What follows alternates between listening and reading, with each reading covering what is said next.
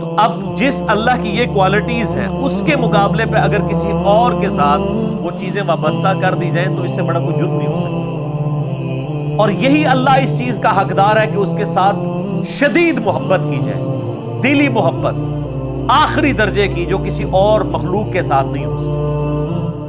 تو اللہ تعالیٰ ایک کرائٹیریا پھر اس حوالے سے ڈسکس کر رہے ہیں، وَمِنَ النَّاسِ مَن يَتَّخِذُ مِن دُونِ اللَّهِ، اور لوگوں میں ایسے لوگ بھی ہیں، ایسے بدبخت لوگ جنہوں نے اللہ کے سوا اور ہستیوں کو پکڑ لیا ہے، اندادا یحبونہم کحب اللہ، اللہ کے مقابلے پہ انہیں اپنا ند مان لیا ہے، مد مقابل، اور ان سے ویسی محبت کرتے ہیں جیسی اللہ سے کرنی چاہیے. یہ آیات پڑھی جاتی ہے نا تو لوگ سمجھتے ہیں شاید یہ مشرکین عرب کے بارے میں نازل ہوئی تھی. مشرکین عرب اگر اس جرم کے اوپر مجرم ہے اللہ کے حضور، تو آج بھی جو لوگ یہ کر رہے ہیں وہ بھی اسی طریقے سے مجرم ہیں. اور آپ کو آج مسلمانوں میں اکثریت ایسے لوگوں کی نظر آئے گی جو اگر آپ ان سے حلفیہ بیان لیں تو وہ کبھی یہ نہیں کہیں گے کہ ہم اللہ سے بڑھ کے کسی سے محبت کرتے ہیں، لیکن ان کا ایٹیٹیوڈ یہی ہے. وہ آپ کو کبھی شعر سنائیں گے، اللہ اللہ کیے جانے سے اللہ نہ ملے گا، اللہ والے ہیں جو اللہ سے ملا دیتے ہیں، اور اللہ والے ان کو کہہ رہے ہوتے ہیں جو اپنی عبادت کروا رہے ہوتے ہیں. اگر اللہ والے سے مراد یہ رسول اللہ کو، صحابہ اور اہل بیت کو لے تو آپ ان کے ساتھ ہیں، لیکن آپ کو پتہ ان کو نہیں لیتے کیونکہ وہ تو ولی نہیں تھے نا، ولی تو بعد میں ہوتے ہیں.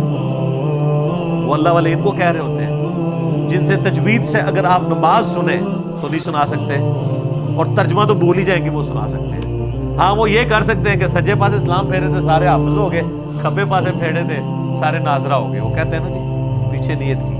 تو میں کہتا ہوں جن بزرگوں کے بارے میں آپ کا ایک کلیم ہے نا، اگر آج بھی اس طرح کہتے ہیں نا جی دنیا اولیاء سے خالی نہیں ہے، آج بھی ان اولیاء کو لیں، وہ تجوید کے ساتھ آپ کو سنا نہیں سکتے،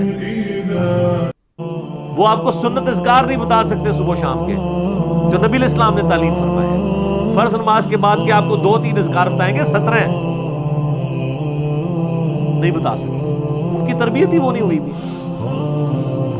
تو وہ ان ہستیوں کے بعد، حتیٰ کہ سورہ الزمر کے اندر جا کے آئے گا، سورۃ المومن کے اندر، کہ ان کے سامنے جب اکیلے اللہ کا ذکر کیا جاتا ہے تو ان کے دل گھٹنے شروع ہو جاتے ہیں، اور جب اللہ کے ساتھ اور ہستیوں کو شامل کیا جاتا ہے تو ان کے پھر دل بہہ جاتے ہیں. اور آپ یہ کر کے دیکھ لیں جناب، آپ اللہ کی توحید بیان، ہم تو کئی بار یہ تجربہ کر چکے ہیں، آپ اللہ کی توحید بیان کریں تو ان کو چڑ ہو جاتی ہے، کہتے ہیں کو بزرگوں کا بھی ذکر کرو نا جی.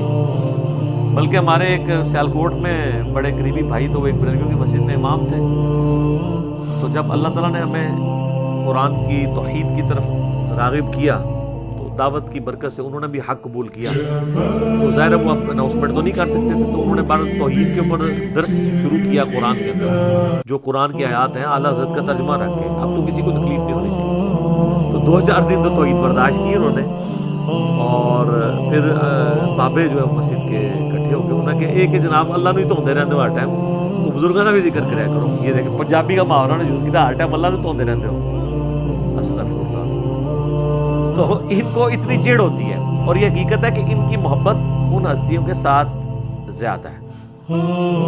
اور اسی لیے آپ بزرگوں کے بارے میں کوئی بات کریں تو یہ سیکھ پا ہو جاتے ہیں. اللہ کے بارے میں کہتے ہیں جی اللہ کو تو پہلے ہی اتنے لوگ گالیاں نکال رہے ہیں، ایک اور نے نکال دی تو کیا ہو گیا. ہاں ظاہر ہے نکال رہے تو ہیں، حالانکہ یہ خود بھی نکالنے والوں میں شامل ہیں. جی سورہ مریم میں آتا ہے کہ جو اللہ تعالیٰ کے لیے بیٹا تجویز کرتا ہے، یعنی شرک کرتا ہے، شرک کی کوئی بھی فارم، وہ اللہ کو ایسی بات کہہ رہا ہے، ایسی گالی دے رہا ہے کہ قریب ہے آسمان پھٹ پڑے اور زمین شک ہو جائے اور پہاڑ ریزہ ریزہ ہو جائے. ان دعوا للرحمن ولدا، کہ رحمان کے لیے بیٹا تجویز کرتے ہیں. اگر زمین و آسمان اور پہاڑوں کے احساسات ہو نا اس طرح کے، تو یہ سارے ان پہ پھٹ پڑے، زمین ریزہ ریزہ ہو جائے، زمین یعنی پھٹ جائے اس خوف سے کہ یار میرے اوپر یہ لوگ اللہ کے ساتھ اور ہستیوں کو شریک ٹھہرائے. اور نبی علیہ السلام کی آپ احتیاط دیکھیں، یہ جو ند لفظ ہے نا، اندادیں، سیم یہ الفاظ ہیں. مسند امام احمد میں حدیث موجود ہے، الادب المفرد امام بخاری کی کتاب کے اندر یہ موجود ہے.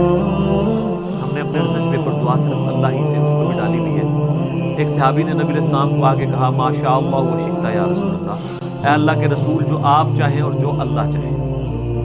آپ نے فرمایا اجعلتنی للہ ندا، کیا تو نے مجھے اللہ کے مد مقابل ٹھہرا لیا. اب وہ پاکستانی ہوتا نا تو کہتا نہیں یار سنا مد مقابل نہیں، میں نے آپ کو مستقل بذات نہیں مانا، غیر مستقل بذات عطائی اور اللہ کے اذن سے مانتے ہوئے کہا، لیکن اس ٹائم پہ یہ کہانیاں نہیں ہوتی تھی۔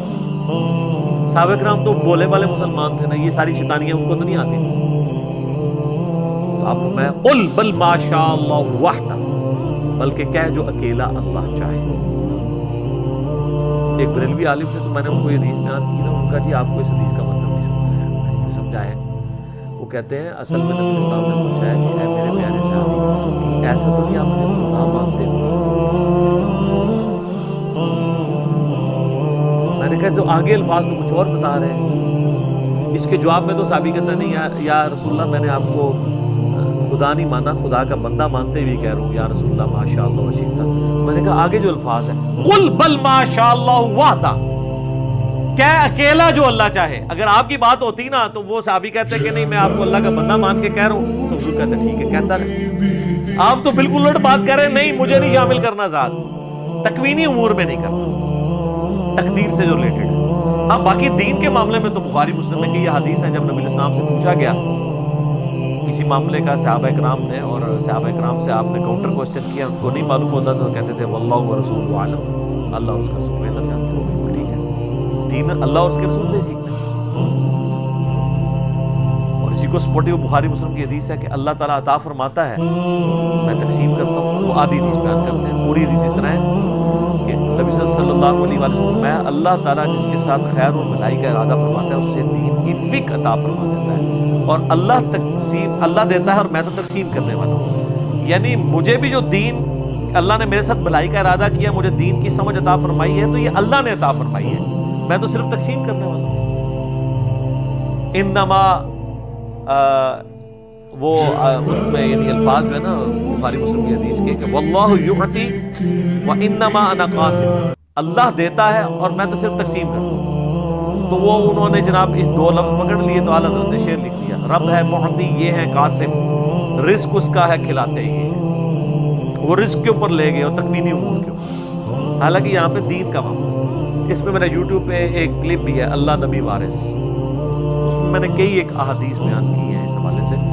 یہ تو یعنی نہ ختم ہونے والی چیزیں ہیں، نبی علیہ السلام نے جتنی اس حوالے سے سختی فرمائی ہوئی ہے۔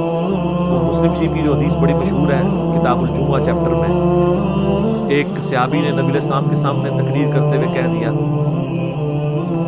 من یطع اللہ ورسولہ فقد رشد، جو کوئی اللہ اور اس کے رسول کی اطاعت کرے وہ کامیاب ہو گیا، ومن یعصہما، اور جو ان دونوں کی نافرمانی کرے فقد غوا، تو وہ بہک گیا، بے شک وہ بہک گیا۔ نبی علیہ السلام کو بڑا غصہ آیا، فرمایا بئس الخطیب انت، کتنا برا خطیب ہے تو نے یہ کیوں کہا جو ان دونوں کی نافرمانی کرے؟ تجھے کہنا چاہیے تھا وَمَن يَعْصِ اللَّهَ وَرَسُولَهُ فَقَدْ غَوَىٰ، جو اللہ اور اس کے رسول کی نافرمانی کرے وہ بہک گیا۔ اب اس سے ابھی آگے یہ کہہ سکتے تھے کہ یا رسول اللہ میں نے یہ بات تو پہلے کر دی ہے، میری بات آؤٹ آف کانٹیکسٹ نہیں ہے، میں کانٹیکسٹ کے ساتھ بات کر رہا ہوں۔ جب میں نے یہ کہہ دیا کہ جو اللہ اور اس کے رسول کی اطاعت کرے وہ کامیاب ہوا اور جو ان دونوں کی نافرمانی کرے وہ ناکام ہوا، تو اس میں تو لٹریچر میں تو کوئی خرابی نہیں ہے، آؤٹ آف کانٹیکسٹ بھی نہیں ہے، اس میں کیا مسئلہ ہے؟ اور حقیقتاً یہ وہ اپنا مقدمہ لڑ سکتے تھے، ان کو پتا تھا سامنے امام الموحدین ہے صلی اللہ علیہ وسلم۔ یہ وہ ہیں جو کتابوں کے خدا کے ریپریزنٹیٹیو ہیں، بابوں کے خدا کے ریپریزنٹیٹیو نہیں ہیں۔ اور ابو داؤد میں آگے الفاظ ہے، آپ میں قم اذهب، اٹھو ادھر سے نکل جا۔ اتنا آپ نے اسلام کو جلال ہے، لیکن آپ کے وہ صوفیاء کہتے ہیں ہک ہے ہک ہے ہک ہے، جڑا ہک کی ڈو آکھے وہ کافر اور مشرک ہے، جو ایک کو دو کہہ دے کافر اور مشرک ہے۔ حالانکہ ایک نو ڈو کہنے والا ہی موحد ہے۔ حادث کو قدیم سے الگ کرنے کا نام ہی توحید ہے، خالق کو مخلوق سے الگ کرنے کا نام ہی توحید ہے۔ تو اللہ تعالیٰ فرماتا ہے کہ یہ ان لوگوں کی حالت ہے کہ یہ اللہ کے مقابلے پہ اور ہستیوں سے ایسی محبت کرتے ہیں جو اللہ سے کرنی چاہیے۔ والذین آمنوا، اور جو لوگ ایمان والے ہیں، اشد حبا للہ، ان کی تو شدید ترین محبت اللہ کے ساتھ ہے، اور اس لیول کی محبت ہوتی ہے کہ جامعہ ترمذی میں حدیث ہے، نبی علیہ السلام نے فرمایا کہ اللہ تعالیٰ سے محبت کرو کہ اس نے تمہیں نعمتوں سے نوازا ہے، اور مجھ سے اس لیے محبت کرو کہ میں اللہ کا رسول ہوں، اللہ کی نسبت کی وجہ سے، اور میرے اہل بیت سے محبت کرو کیونکہ ان کی نسبت میرے سے۔ یہ ہمیں چین بتائی۔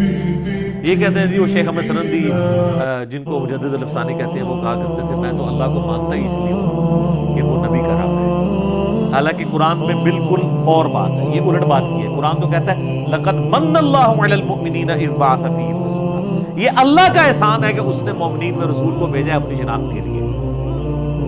یہ الٹی گنگا لے کے چلتے ہیں، اور پھر ظاہر ہے یہ باتیں تو بکتی ہیں۔ پھر انبیاء کی شان میں غلوب کرنا تو بکتا ہے نا جی، عیسائیت میں بکا ہوا ہے نا، آپ دیکھ لیں۔ تو اللہ تعالیٰ نے ایک مخلوق کا معاملہ ہی ایسا رکھا ہے کہ یہ اگر امتحان نہ ہو مخلوق کی کوالٹیز کا، تو اللہ کے ساتھ کوئی اور شریک ہی نہ ٹھہرایا جائے کسی کو، اسی لیے لوگ پھر شریک ٹھہراتے ہیں۔ اور نبی علیہ السلام کی پھر حدیث صحیح بخاری میں دیکھنا، میری شان کو اس طرح بلند نہ کرنا جس طرح نصارہ نے اپنے پیغمبر کو اتنا بلند کیا کہ ڈیوینٹی میں کلیم کر دیا، میں اللہ کا بندہ اور اس کا رسول ہوں، مجھے اللہ کا بندہ اور اس کا رسول ہی ہے۔ یہ نبی علیہ السلام کس کو سنا رہے تھے؟ انہی کو سنا رہے تھے جنہوں نے کام ڈالنا تھا، جو آج تک ماننے کے لیے تیار نہیں ہے۔ تو اللہ فرماتا ہے شدید ترین محبت اہل ایمان کی اللہ کے ساتھ۔ بخاری مسلم میں حدیث ہے اس نے ایمان کی علامت چکھ لی جس کے لیے اللہ اور اس کا رسول ساری دنیا سے بڑھ کر محبوب ہو جائے۔ نمبر 1 یہ۔ نمبر 2 دوستی اور دشمنی کا معیار اللہ کی ذات۔